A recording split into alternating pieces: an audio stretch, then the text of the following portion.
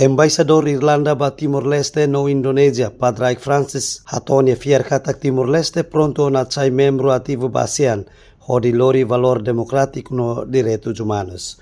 Embaixador hatolia hirakne hafoin halo encontro o primeiro-ministro Kairala Sanana Gusmao e a Palácio Governo terça semana ne. We discussed the work of the government of Timor-Leste and the efforts that are being made to make Ami discute serviço governo Timor-Leste nian no esforço oi nebe halau dadau ato halo Timor-Leste sai próspero liutan. Liu ami discute konaba nini adesão ba ASEAN. Hau Hanoi idane makatu sai importante tebes laos de Timor-Leste maimos ba ASEAN. Timor-Leste ia tradição democracia nebe makas no respeito ba direitos humanos. No hau Hanoi idanense sai lian ida nebe importante tebes ba ASEAN.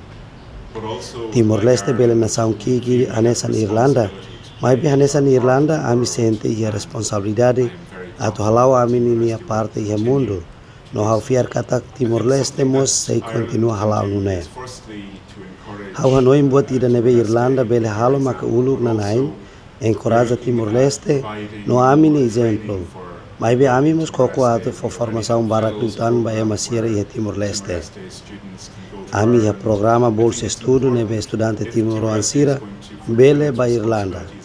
Hau Hanoi katak importante karik Timor-Leste ato cumpre nia responsabilidade ia ASEAN. Katak precisa hadia capacidade oficial siranian. No idane buat idane be ita bele halo ato halau totalmente responsabilidade Timor-Leste nian ia ASEAN. Precisa emadia nebe serviço odia no saída de ita bele halo o de encoraja no ajuda ita se halo. Então número sira varia husi tinan batinan. Ami hinkatak tinan idane sei ia estudante na tolu nebe sei ba Irlanda o de tuir amnia programa bolsa estudo Irlanda nia. Nebe mak dirige ba nação sira nebe maka sei desenvolve hela. No estudante sira nebe mak mai husi mundo tomak ba Irlanda. Ida ne maka parte ida husi aminia compromisso la os de ba nação sira nebe mak sei desenvolve hela.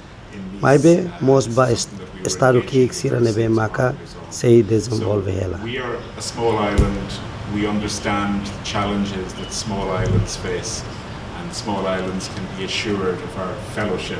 Soro mutunemos marca mandato iku susi Padraig Francis no dar embaixador ba Indonesia no Timor-Leste no hola parte i haninia visita despedida ba líder nação siranian. Padraig Francis salienta mos katak relação basic entre Irlanda no Timor-Leste sei lau na fatin.